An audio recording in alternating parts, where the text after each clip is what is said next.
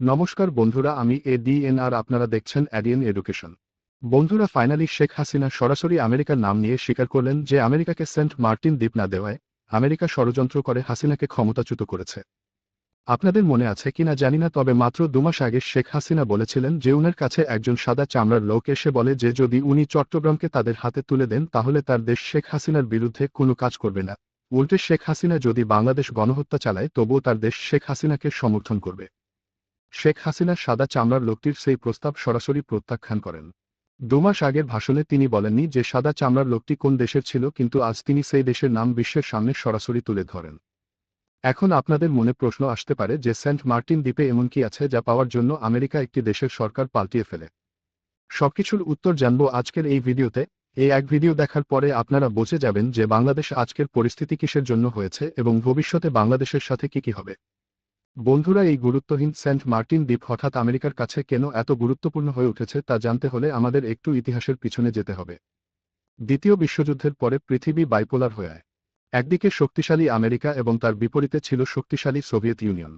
1990 America তার কূটনৈতিক চাল এবং নিজের স্পোর্ট পাওয়ার দিয়ে সোভিয়েত ইউনিয়নের 15 টুকরো করে সোভিয়েত ইউনিয়নের পতন ঘটিয়ে আমেরিকা তার ইউনিপোলার রাজত্ব শুরু করে। 2000 সালের পর থেকে রাশিয়া এবং চীন ধীরে ধীরে শক্তিশালী দেশ হিসেবে উপরে উঠতে থাকে, ফলে পৃথিবীতে আমেরিকার ইউনিপোলার রাজত্ব শেষ করে পৃথিবী ট্রাইপোলারের দিকে বাড়তে থাকে। 2014 সালের পর থেকে ভারত নতুন এক সুপার পাওয়ার হিসেবে উঠে আসে, ফলে পৃথিবী ট্রাইপোলার থেকে মাল্টিপোলার হয়ে যায়। পৃথিবী মাল্টিপোলার হওয়ার পরেই ভারত, রাশিয়া এবং চীন ধীরে ধীরে পৃথিবীতে ডিডলারাইজেশন করা শুরু করে দেয়। বিশ্বজুড়ে আমেরিকার যে স্পোর্ট পাওয়ার হয়েছে তার মূল কারণ হল আমেরিকার অর্থনীতি। আর এই অর্থনীতিকে শক্তিশালী করার পিছনে রয়েছে আমেরিকার শক্তিশালী ডলার। ভারত, রাশিয়া এবং চীন মিলে যে ডিডলারাইজেশন শুরু করেছে তা যদি সফল হয়ে যায় তাহলে ডলার দুর্বল হয়ে পড়বে এবং তার সাথে আমেরিকার অর্থনীতি ভেঙে যাবে। তাই আমেরিকা উঠে পড়ে লেগেছে কিভাবে এই তিনটি দেশকে নিজেদের বশে আনা যায়।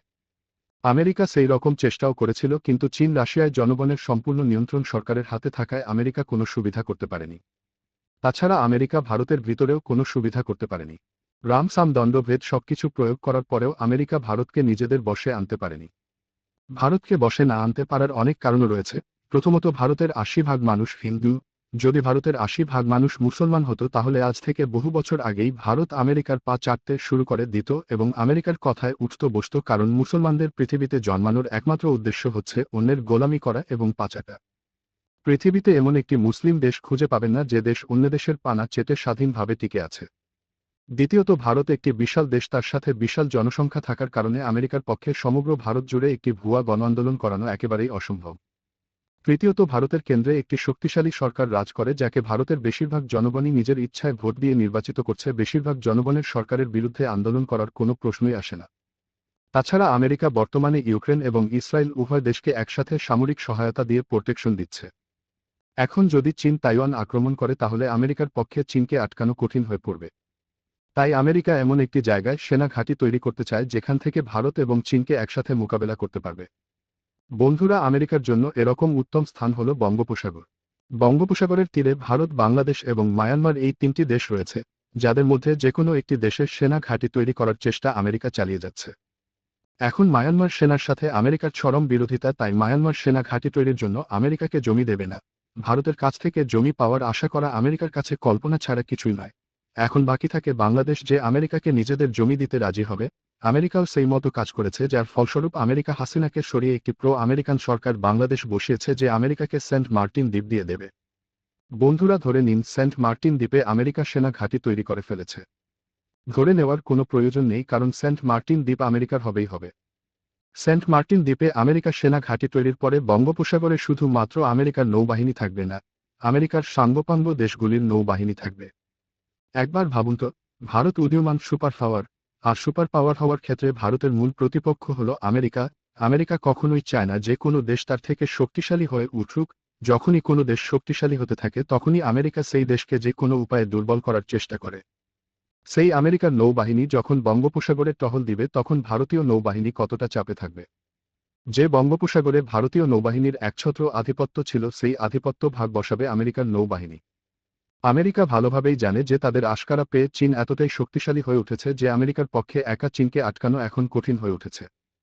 তাই আমেরিকা চীনকে আটকানোর জন্য তাদের সাথে এমন একটি দেশকে চায় যার সীমানা চীনের সাথে রয়েছে এবং সেই দেশ চীনের মতো শক্তিশালী হওয়ার সাথে সাথে আমেরিকার কথায় উঠবে বসবে।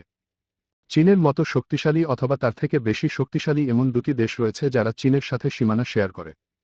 একটি হলো রাশিয়া এবং আরেকটি হলো ভারত। রাশিয়া হলো আমেরিকার সবচেয়ে বড় প্রতিপক্ষ, তাই আমেরিকার কথায় রাশিয়া কখনো চীনের সাথে ঝামেলা করবে না। ফলে আমেরিকার কাছে একটি মাত্র দেশ রয়ে যায়, তা হলো ভারত। ভারত চীনের থেকেও শক্তিশালী এবং ভারত চীনের সাথে সীমানা শেয়ার করে, কিন্তু সমস্যা হচ্ছে ভারত আমেরিকার কথা শুনতে রাজি নয়। আমেরিকা চায় চীন যখনই তাইওয়ানের উপর আগ্রাসন দেখাবে ভারতও তখনই চীন সীমান্তে চীনের বিরুদ্ধে আগ্রাসন দেখাবে। কিন্তু ভারত সরাসরি বলে দেয়, আরে চাচা, আমরা কখন কাকে আক্রমণ করব সেটা বলে দেওয়ার তুমি কে? আমরা ৬২ এবং ৬৭ যুদ্ধের সময় তোমাদের কি বলেছিলাম? গালওয়ান এবং তাইওয়াংয়ে আমাদের সেনারা যখন চীনের সেনাদের চামড়া খুলে ডুগডুগি বাজিয়েছিল তখন কি তোমাদের বলেছিল যে আমরা চীনের সেনার সাথে লড়াই করব কি করব না? বলেনি তো। আমাদের যখন মনে হবে যে এখন আমাদের চীনের সাথে যুদ্ধ করার প্রয়োজন তখন আমরা চীনের সাথে যুদ্ধ করব। আমেরিকার কথায় নয়, এখানেই ভারতের উপর রেগে আছে আমেরিকা। এতদিন আমেরিকা ভারতকে চাপে রাখার জন্য বিভিন্ন এনজিওর মাধ্যমে ভারতে আন্দোলন করাতো এবং সেই আন্দোলনগুলো ছিল দিল্লির আশেপাশে। এইসব আন্দোলনের মাধ্যমে আমেরিকা ভারতকে চাপে রাখার জন্য উপযুক্ত সুবিধা করতে পারেনি। তাই আমেরিকা এখন ভারতের সেভেন সিস্টারের দিকে নজর দিয়েছে। আমেরিকার লাস্ট আশা হলো ভারতের সেভেন সিস্টারকে অশান্ত করে আমেরিকা ভারতকে চাপে রাখার চেষ্টা করবে। পার্থক্য একটাই, প্রথমে আমেরিকা বিভিন্ন এনজিওর মাধ্যমে ভারতে অশান্তি সৃষ্টি করত, এখন আমেরিকা নিজেদের গোয়েন্দা এবং সেনা দিয়ে সেভেন সিস্টারকে অশান্ত করার চেষ্টা করবে। সেন্ট মার্টিন দ্বীপে শুধুমাত্র আমেরিকার নৌবাহিনী থাকবে না, তার সাথে আমেরিকার বায়ুসেনা থাকবে এবং গোপনীয়ভাবে আমেরিকান আর্মি ও গোয়েন্দা সেখানে থাকবে।